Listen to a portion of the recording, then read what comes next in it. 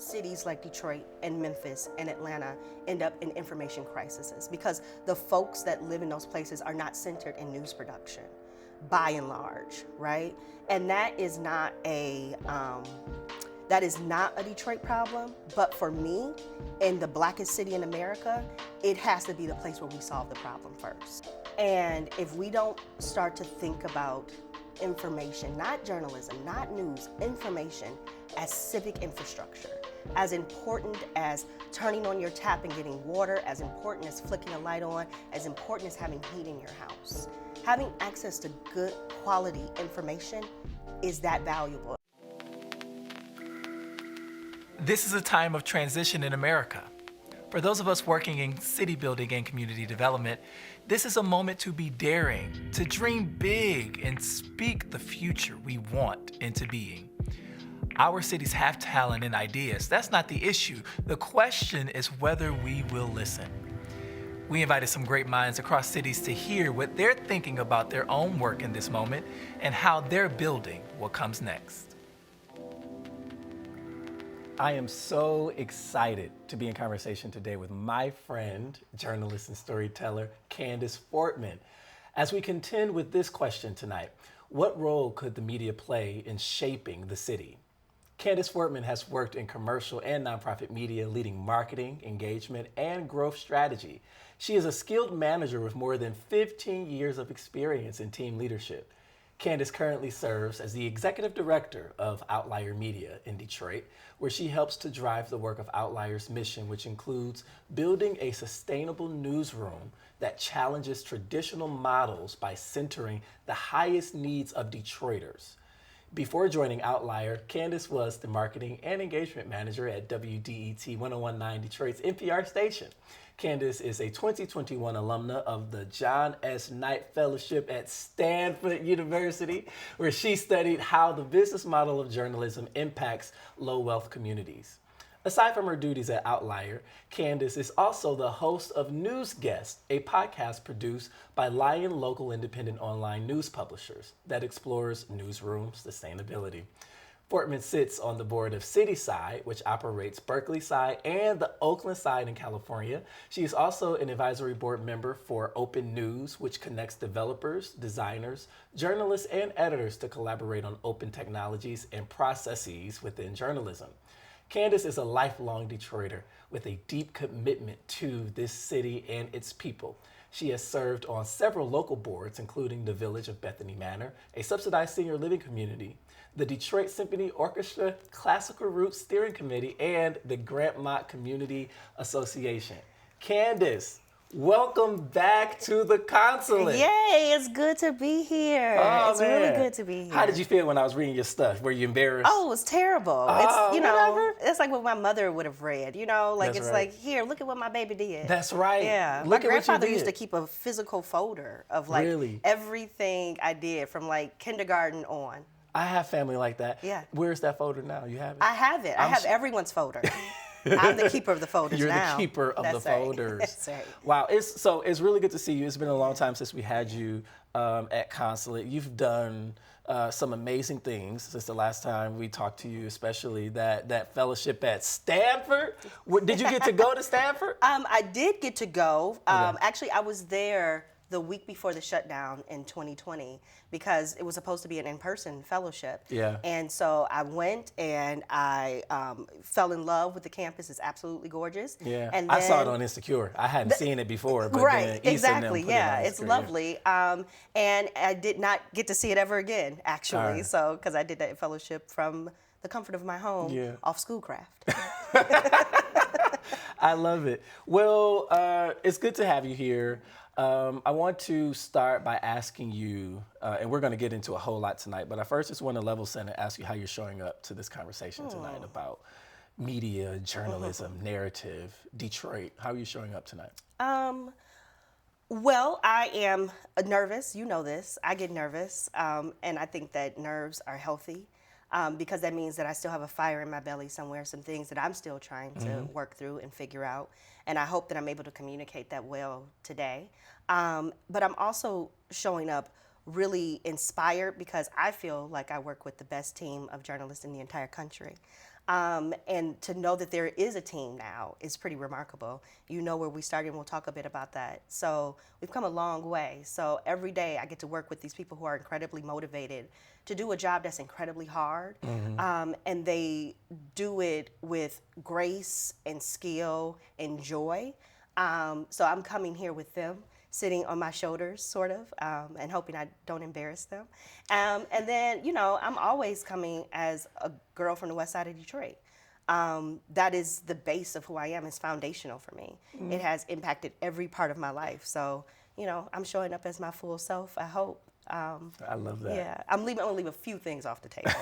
Maybe I can get them back on the table. Yeah, we'll see. Take us back to that little girl from the West Side. You're forgiven for being from the West Side. Here we go. Take us back to little Candice. I had to throw that in there. Yeah. Little Candice. Who was little Candice? And what was little Candice's biggest inspiration growing up off of Schoolcraft? I didn't grow up off Schoolcraft. Oh, okay. So I grew up at Livernois and Tireman. Okay. So West Warren, for those familiar. I would say that little Candice was, I'm an only child and only grandchild. So the whole community had to become my brothers and sisters, right?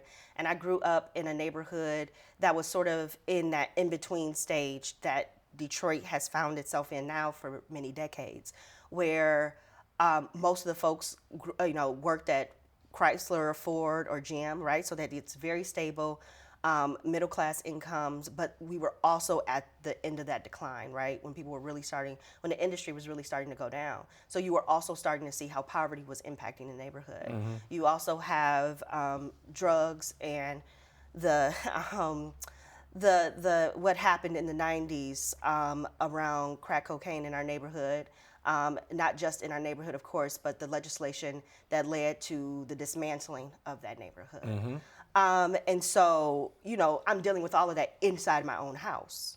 You know, I have people who end up addicted to drugs inside my own house, but I also have these incredibly stable grandparents, right, who retired from GM and gave me this really beautiful life, and a mother who was a serial entrepreneur, and also Black Club president, and my grandmother was a Black Club secretary, so I'm also a Black Club kid, right? Like, I've been going to Black Club meetings my entire life.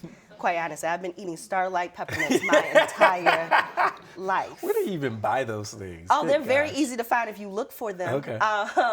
But so that is it. But also, like, I'm a kid who got to spend my summers going up and down the block. I mean, I had like parameters, right? Here's the house you stop at, here's the house you go to. So we were talking earlier, and I was telling you about after I would get home from like summer camp in the summer, I would grab my bike and ride down the street to Mr. Frank's house. Now, Mr. Frank was 80 years old in the 80s. And I would sit on his porch and talk to him until eventually my grandmother would say, please come home and stop bothering this man. And so like I would just go porch to porch talking to my neighbors. And really, that's how I get into storytelling. And these people were incredibly patient with me because I'm little. I don't even know what I was talking about. I couldn't imagine I had a lot to say. And they let me talk and talk and talk. And they listened. And they taught me both that my voice mattered, but they also showed me, now that I'm a little older and I can see it, the value of a community that listens. Where does that kind of curiosity come from in a little girl who wants to visit with the elderly neighbor down the street, who I'm sure was the ultimate griot? Sure. Right? Sure. To share your stories, but to also listen to Mr. Frank talk about what it used to be and what it is, right? Where did that come from? I think a lot of it is that I had an incredibly close relationship with my grandparents, and I spent a lot of time talking to them because, again, I didn't have cousins. I didn't even have I'm my grandparents' only grandchild, so they were my friends, you know, in my own head, I guess. And they spent a lot of time listening and talking to me, and they really did treat me in a lot of ways, not like a little kid, but like someone they really did take time to listen to and think through. And I think they were also helping me navigate some really difficult situations with my own parents as well. But then, like, there were incredible stories on that block. Everybody in every house had a story. I think Jessica Care Moore says this really incredible thing, the poet and writer. And, we know Jessica over here. Just in case folks, I don't know why you wouldn't. Yeah. But Jessica says this thing about Detroiters, up north folks, right?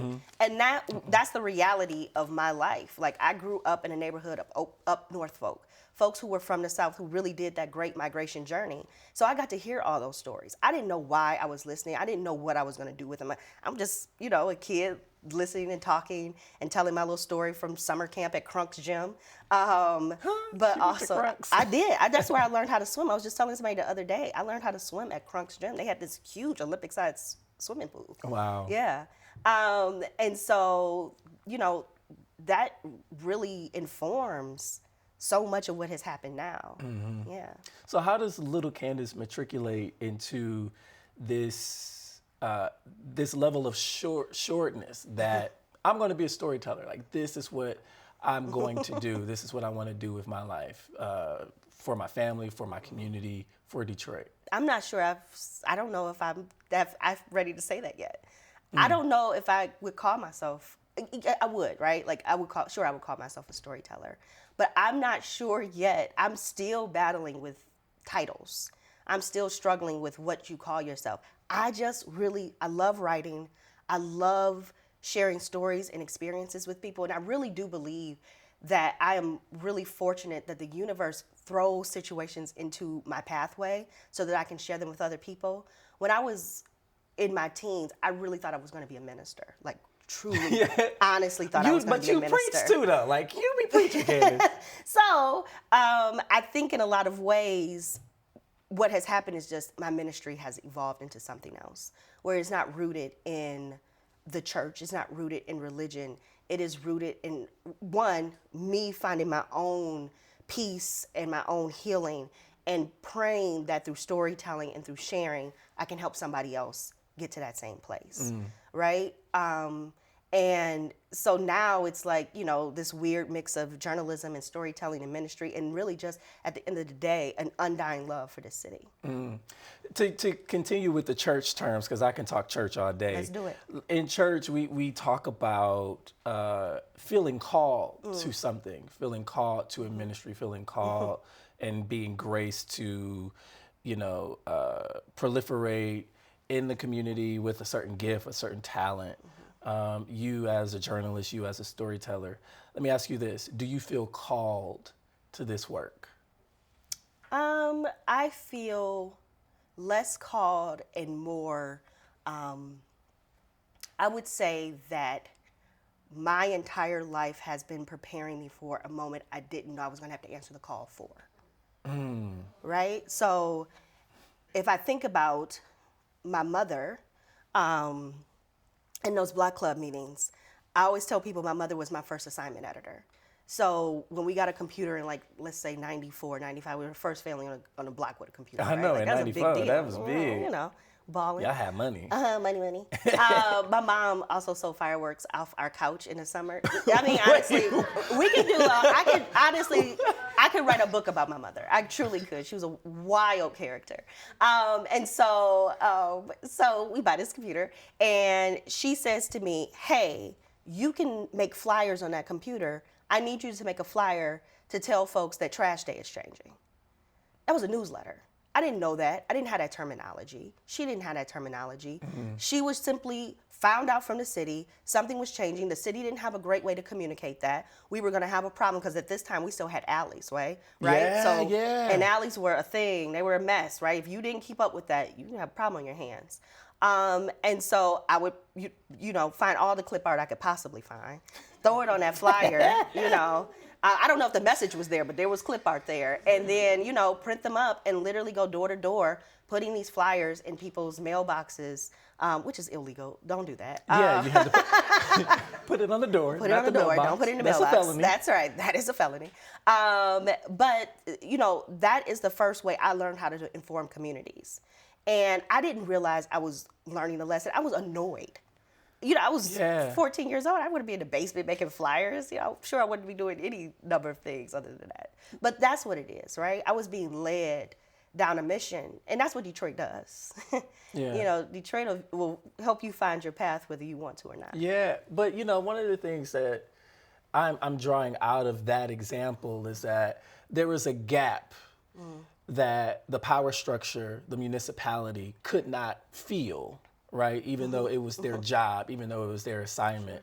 And you stepped into this role of, I'm going to be the person that engages and informs the Block Club, which is dope. And you're still, in many ways, in that role. But it brings me to this question about this city. The city of Detroit. Even way back then when you were on the Block Club, it was shaping your work, right? How is the city today shaping the work that you do?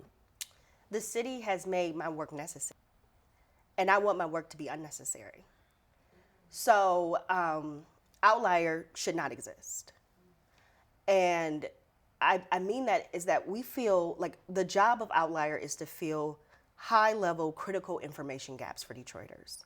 So that means that I don't have good information in order to survive in the city. That means I'm in crisis. I, as a mission, want outlier to not exist one day, or at least not exist as it does today. And so Detroit and the way that it has developed has made our work incredibly necessary. But also journalism and the way it has developed has made our work necessary. Who gets to tell stories? Who gets to lead newsrooms? How do we decide what stories are important? How does the business model impact what stories are told? All of those things have led us and led Sarah Alvarez to found Outlier, which of course then led me here. I love my work. I love it deeply. I don't want to have to do it. That I have to do it means that we have a problem because we are trying to solve a problem. Talk a little bit about the evolution of news in this city that also created this need for outlier media, a Detroit, a Bridge Detroit. What happened? Detroit is not unique in this way. Journalism, as it has existed in some ways, not in all ways, because there have certainly been organizations in this city who were doing this work, and not just organizations, but people, as we've already discussed. There are Black clubs that still run their own newsletters. Yes. Right? Yes. I had the pleasure of editing one of them when I was president of the Grandma Community Association, and actually it was the hardest editing job I ever had, much harder than any newsroom, I'll tell you that. It's not necessarily about Detroit when we talk about that. Okay. It's about a system. It's about how you are recruited to be in newsrooms. It's about who gets to be a journalist. It's about who gets to be a reporter, what experiences are centered. And we absolutely, of course, cannot have this conversation without talking about the role that white supremacy plays in developing everything we see around us, and how when we center whiteness and we center the white gaze, we end up in places where cities like Detroit and Memphis and Atlanta end up in information crises because the folks that live in those places are not centered in news production, by and large, right? And that is not a Detroit problem, but for me, in the blackest city in America, it has to be the place where we solve the problem first. And then we can take the model elsewhere and help other people solve in other places. Yeah, because I was reading something in ProPublica, I believe, about at least the racial makeup in newsrooms. Black folks make up about 7% of newsrooms, and we're not even talking about executive C-suite level positions. Exactly. You know what I mean? And so those gatekeepers, the people with the power to produce the written word that proliferates all across the world, right? What are we doing? Like, how is that? And how did that happen in Detroit? Like, it's the question that I'm always asking myself. It's like, in the blackest city in the nation, right? How are we void of newsrooms with a far and wide reach that don't look like Detroit? I'd argue Detroit is the exact place that happens. If America is what we know America to be, then of course Detroit would be exactly where that would happen. And we can talk about how the ad model has failed journalism until we're blue in the face. And it has, right?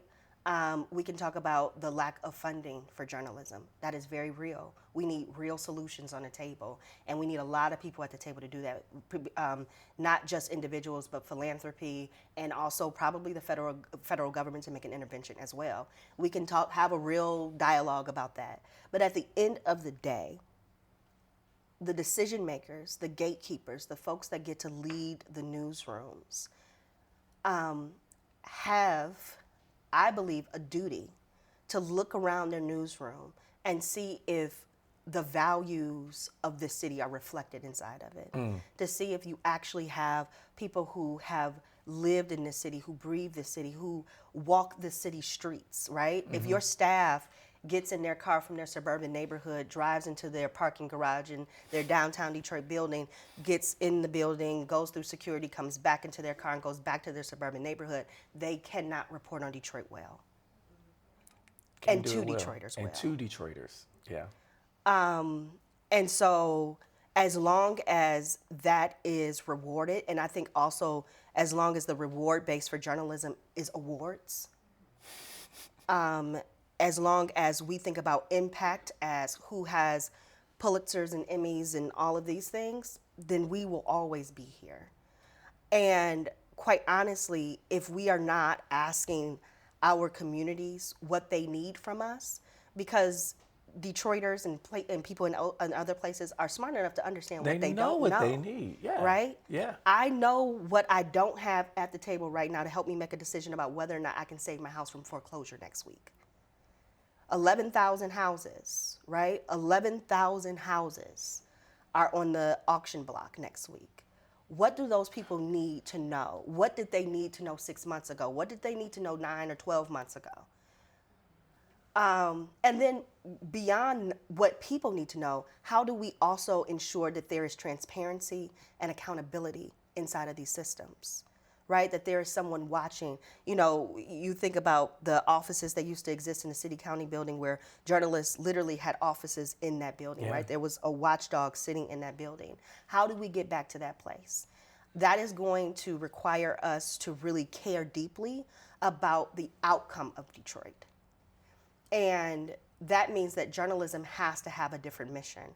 And for me, when we are thinking about outcomes at Outlier, if 5 years from now, 11,000 houses still go up in the tax auction, Outlier has failed. That means that we did not do our job. Yes. Yeah. And so I'd argue that right now, journalism in Detroit and certainly in other places is not fully doing its job. If indeed we are still having people sit in information crises that could probably be avoided, but also if we still have a lack of transparency at our government tables. Is a reckoning coming, or are we in the midst of a reckoning? Are we? We're in it. Okay. It's the longest reckoning. This is a slow reckoning. It's a slow moving reckoning. And my God, I can't sit on any more DEI panels. Lord. I for sure cannot.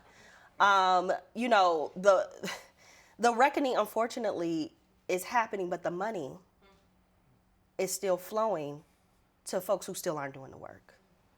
I am still struggling to fund Outlier. Right? Like, I'm doing better than I was 2 years ago, but I'm still having a hard time getting funders to understand the value of the work that we do, of getting them to understand why there should be a newsroom centered on Detroiters who do not have the ability to, you know, buy things that we sell to them in ads, right? Or don't care about that. How about that?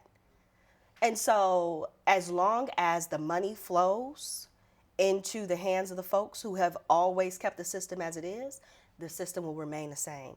And on top of that, that means that when you look at the organizations that are coming up that are really trying to reverse these models, really trying to challenge journalism, so often those folks are people of color, most often Black, many times women, and we are doing it on our own backs, right? Like Sarah and I did not pay ourselves for a solid portion of 2019. That can't happen. Right? Like, I don't know how we did it, quite honestly. I don't know how it worked. Yeah. But I also know that if we want to diversify who gets to build newsrooms, who gets to work in newsrooms, that means that we have to be able to create economic systems that are diverse and that flow much more freely, which means philanthropy is going to have to catch up very quickly. And I care about revenue. Just write the check. Just write the check. Write the check because it's important. Yeah. I'm always saying that. I asked you earlier about how the city shapes your work. I'm interested in hearing you answer the question of how your work shapes the city. I think we've talked a little bit about this, but my hope is this, that we are building an organization that has a consistent and constant feedback loop to Detroiters. So that when we are getting it right, we hear it, and when we're getting it wrong, we hear it. When there is an issue that they cannot figure out, we can work in community with them, that we build tools and technology that make sure that we can reach people where they are. It's why we built our SMS system before we ever built a website.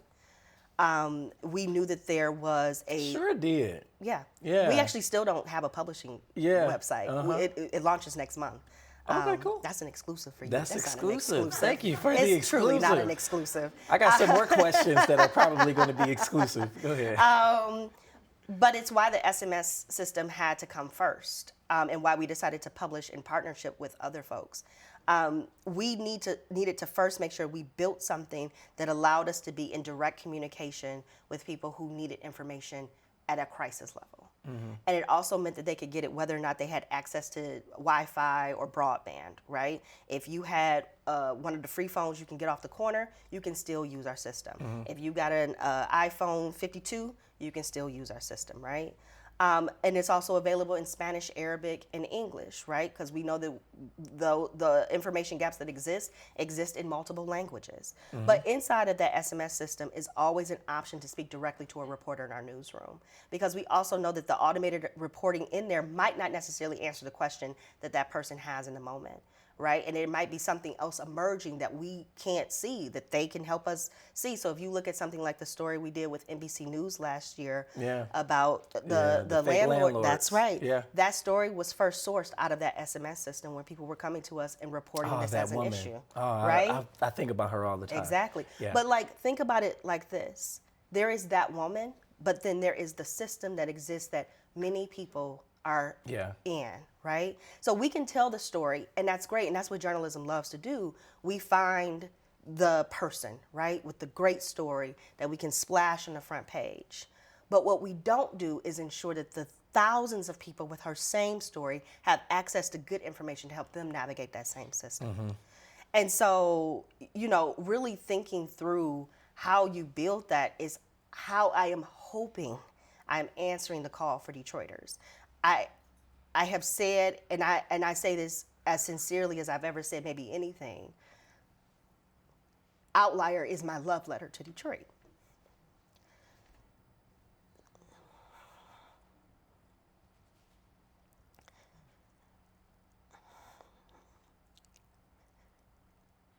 I want to ensure that we are building a city where the next Candice has an easier route to whatever it is that she wants to do.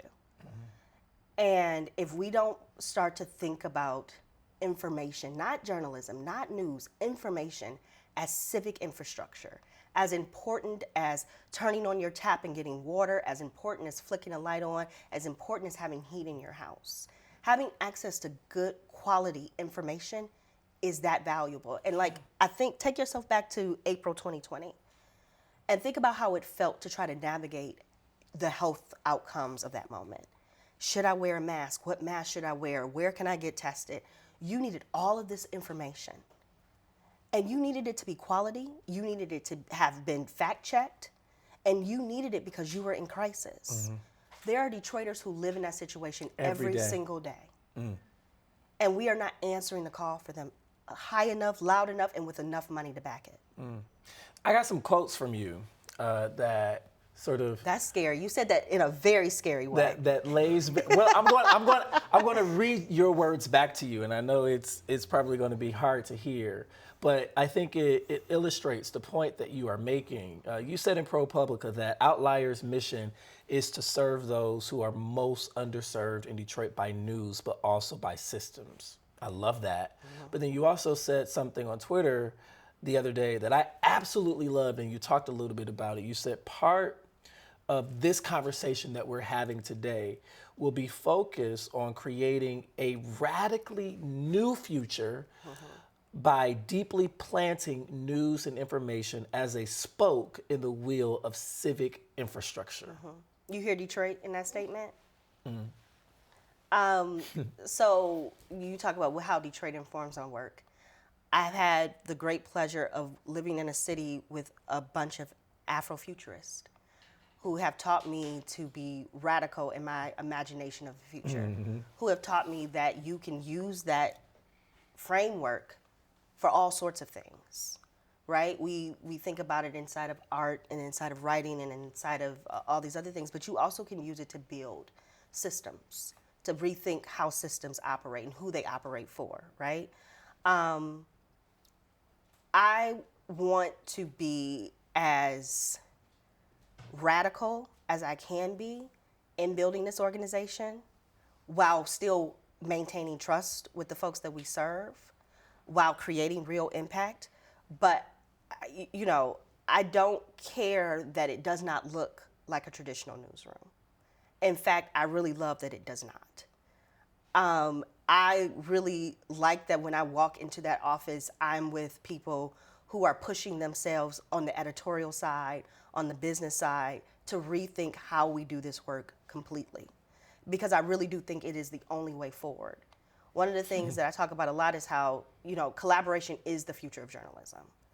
Our newsrooms are much smaller than they once were, with much less resources than they've ever had. And for any of us to think that competition is going to drive us forward is a fool's game. And that, for me, is so beautiful, because that means that I get to bring my most authentic self, and that means I get to bring my village mentality to my work. Yeah. Right? Like, I don't have to bring my business degree to this work completely. You got to bring a little bit of, you got to do some budgets. You do have to build budgets. And the numbers Excel. really do have to balance. Yeah, I learned that the hard way. No, and so, but that means that I get to bring all of this other learning. I get to bring what the church taught me. I get to bring what that community taught me. I get to bring what artists teach me, right? I get to bring all of that to this work and use it and like really activate on it. And that is a really different way of thinking about journalism. And so I felt like an oddball doing this work. I mean, it sounds like a journalism organization. It sounds like a community development organization that, you know, manages like with a caseload. Like, I got to answer. I always say, I like to be really direct. This is a journalism organization, and these are journalists. We can get you the information. We cannot advocate for you. We are not advocates. And so once you get the information, that is when the other systems have to activate. That is when, and this is, so let's talk about a little bit about this, right? So you know that Outlier first starts with an information needs assessment. So about every 6 months, we ask Detroiters a series of questions to get at what their highest information needs are. We also look at public record information like non-emergency 911 calls and a series of other public documents to see what people are asking questions about. What are they complaining about? That helps us to think about what information needs to cycle into the system, right? And that's not just important for us on the journalism side, that's also important on the social service side. So we can think about, where do you put resources? That's also important. We've worked with the municipal side. Yeah. We've also worked with community foundations in other states to do these, because as they're trying to think about where do they pull their money resources? They're starting to think about how information needs assessments can help them think about where they put their funding, right? Where do you write those checks? You write it where there is crisis, not where you think there's crisis. Okay, or not a crisis that you made up. Because that happens too. Also. They be making up stuff. Sometimes our fixes create crisis, right? Ooh, pass the offering bucket now, Reverend Candice. I want to ask you about, so y'all made some news not too long ago, and you sort of hinted at this about competition, but, really, figuring out how to spur community amongst these smaller news organizations. So Outlier and Detour Detroit recently merged. What's the business model? And do you predict that we are going to begin to see a lot more mergers like these, not only in the city, but just within the industry total? I'll answer the second question first. Yes, I do. That's a prediction. I don't know. Maybe I'll write one of those. Every year, journalism loves to talk inside itself. And so there are these journalism predictions that, people who are well respected inside of journalism get to write. Maybe I'll write that one this year. So yes, I do think that you're going to see more of this for a number of reasons. Some of it is really good. Some of it is because there is a lack of resources to go around, particularly in community. I mean, one thing we do have in Detroit, we're rich in philanthropy. We got everybody. People jealous of us. Yes, they are. There are a lot of communities that have nothing. Yeah. And they also have no newspaper. And they also have no digital. Like, they don't have anything. So, like, there's that. Let me not digress. Let me answer your question. Okay. So, one, we're still working on that in a lot of ways. So there are some things I can't tell you because they don't exist yet. But here is what is true.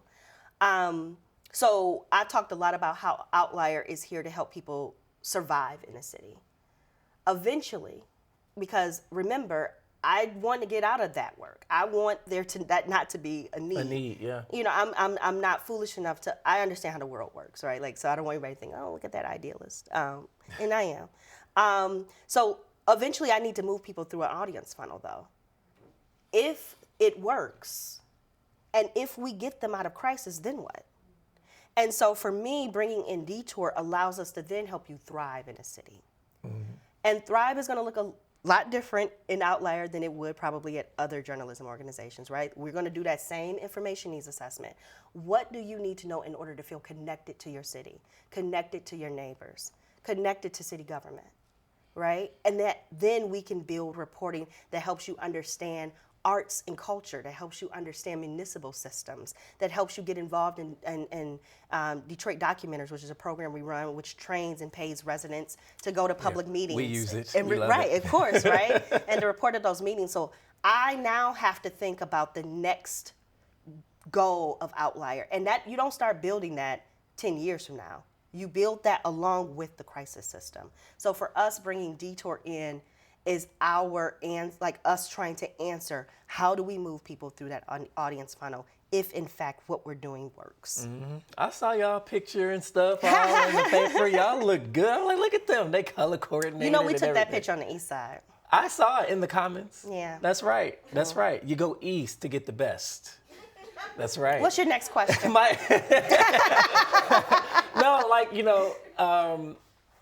I particularly love to hear you talk about the city of Detroit, and particularly your love affair with this city.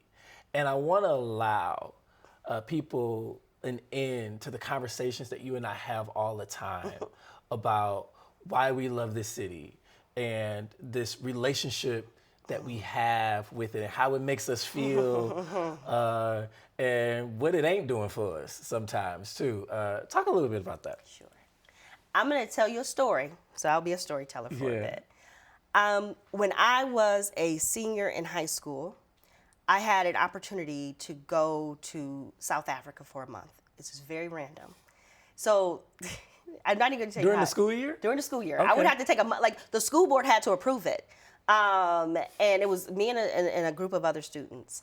And it cost $5,000, which is incredible. Like, $5,000 is actually a really good price to be in South Africa for a month and like traveling through South Africa.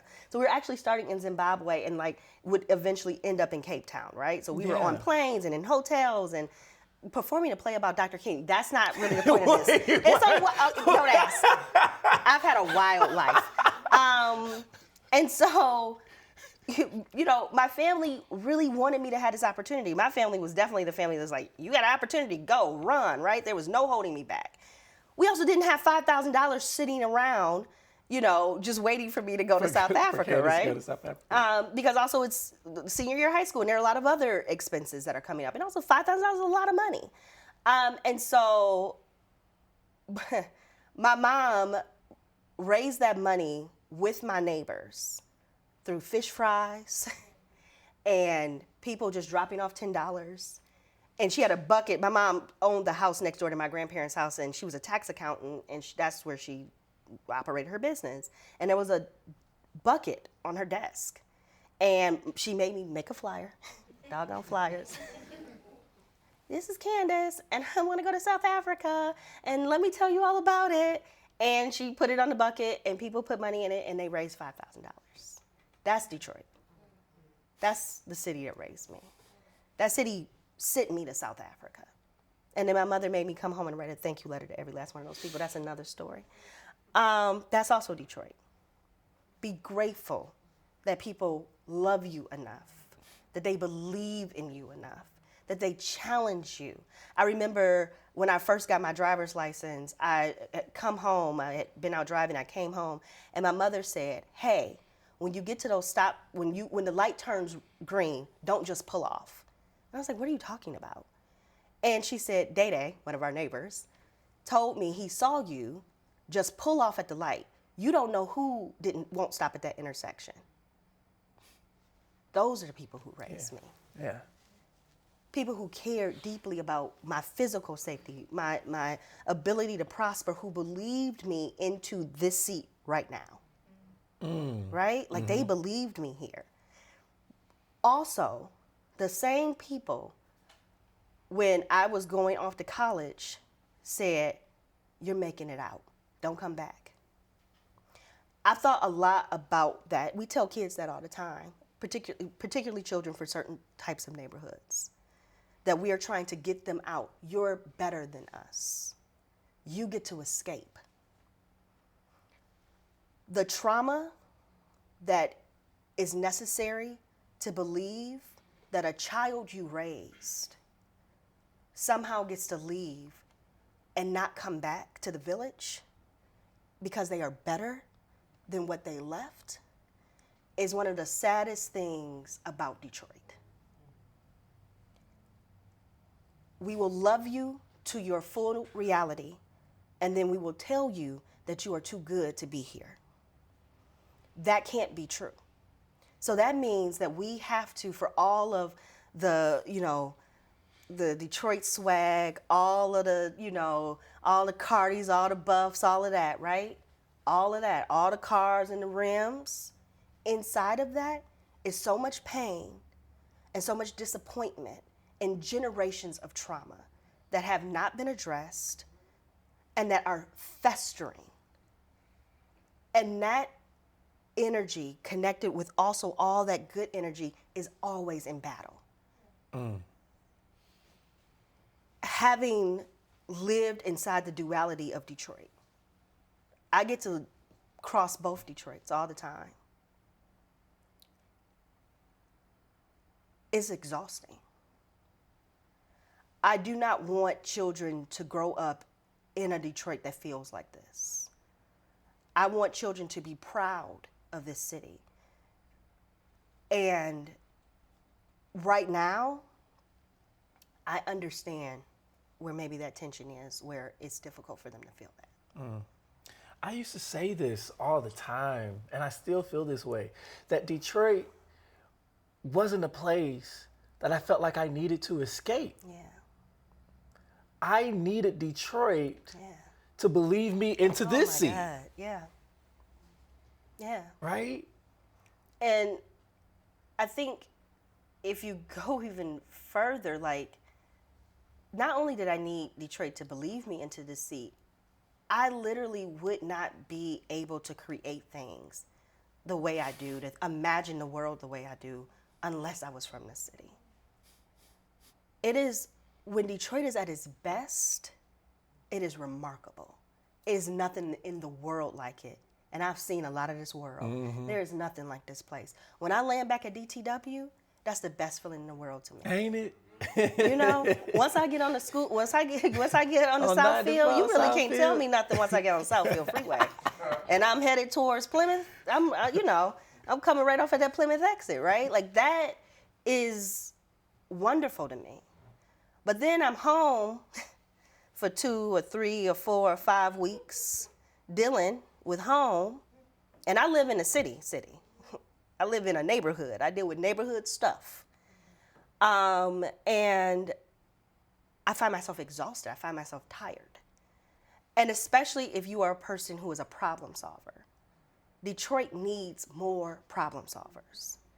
And it needs more problem solvers who actually get to be heard and funded, who get to sit at seats like this. Mm-hmm. We have to diversify the folks we listen to and the folks we talk to. Absolutely. There are a lot of solutions sitting in this city that are going unheard and underheard. I think that I'm always going to believe that Detroit will be what Detroit is always meant to be. It's not possible to have this much Black beauty and creativity in one place and it not to manifest something good. Mm-hmm. But we have to address our very real trauma. And probably That's really what's soon. urgent. That's urgent. That's what's urgent. That's urgent. You know, I like to ask this question of all the guests because I think it's a revolutionary question about dreams. I want to ask you what you're dreaming about. And with respect to how busy you are and all of the problems you are trying to solve, I know little Candice in there is still screaming, like, dream, right? And oftentimes, residents in this city are void of being able to dream about what that future looks like because of the present, the harsh realities of the present. You have created a space for yourself where you are able to think about the future, to radically imagine. So when you dream, what are you dreaming?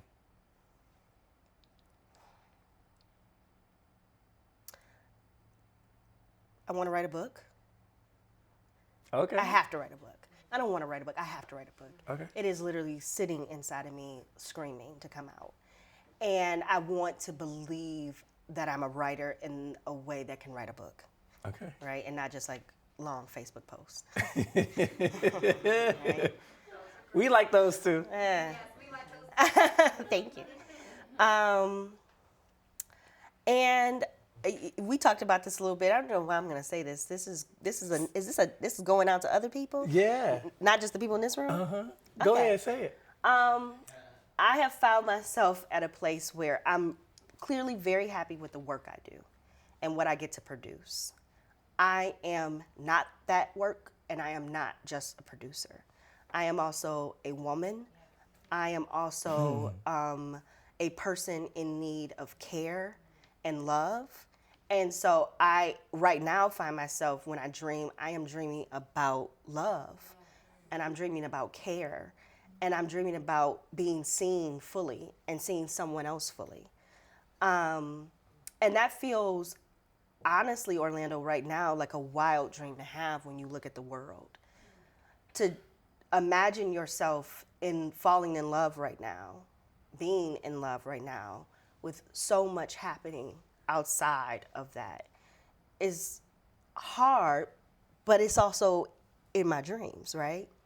And I think probably the last thing I'm always dreaming about is rest. Because we tired. I deeply need a new mattress, and I don't have time to buy it. And I am dreaming about rest. I spend a lot of energy trying to push not just this organization forward, but also like journalism as a whole forward. And I'm okay with doing that work, but also I understand that rest is radical. Rest is its own fight. And I am no longer interested in being an emotional doula for the whole world. And so that means that there are times where I just have to go take a nap.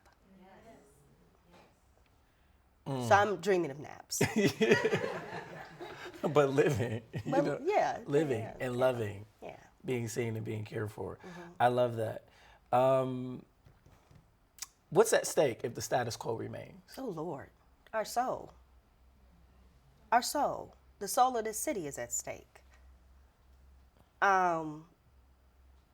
City, you know, I talk about Detroit as a living thing. Yeah. It is a living thing. That living thing has a lot of parts. The two things I am most worried about when I think about Detroit as a living, breathing organism is its soul and its heart. And right now, I think that there are a lot of people fighting to define what the heart of Detroit is. Who gets to be the soul of Detroit? What is the soul of Detroit? And I think that answer that has multiple answers. I don't think there's one right answer to that question, right? My answer as a West Sider is going to be different than your answer as an East Sider, right? The Coney Island you think is best is different than the Coney Island I know is best. I'm gonna be a little controversial in this rebuttal and say I don't do Coney Island. I know, I just canceled myself. That's a different urban consulate conversation altogether, now, isn't it? But if we don't answer the call, so back to what you were talking about, if we don't answer this phone that has been ringing off the hook, our soul is at stake. And more importantly, I think that maybe sometimes we don't care enough internally. We talked a bit about that. So then think about the children, right? Think about these kids that we're trying to raise who have now are surviving a pandemic. And going to school. And going to school and having their social structures disrupted. Yeah. What they're going to need from us in order to recover so that they can sit across the table from each other one day and have these conversations really requires us to step up to the plate in a very different way. And I certainly hope and pray that we are able to get ourselves there. I know one thing: if there is any city on earth that can do it, Detroit can. And if Detroit can, no city can. I think that's a perfect button to end this conversation. I gotta say this to you: your ability to bring authenticity and soul and joy and laughter to a space when we have to have sometimes very hard conversations. Your ability to transcend fear and present vulnerable and strong and nuanced in all of who you are. It is absolutely divine. Every conversation, I was saying this to you before we got started, it's like every conversation that you and I have, it is always deeply spiritual and emotional, right? Our friendship is just like that. I'm like, I'm not gonna cry on camera, right? I'm a thug. And now here you go. But I want to tell you thanks. Number one, for bringing yourself as an offering in this space to this audience and to the audience that will see this. So many people will feel seen, so many people will feel heard, and so many people will be affirmed by the conversation that we had today. Thank you, my friend. Thank you. Thank you. Thank you. All right, that wraps up this episode. Thank you to our studio audience, the Cochrane House, AFROCHINE, and to the Ford Foundation. Join us next time for Urban Consulate Confidential.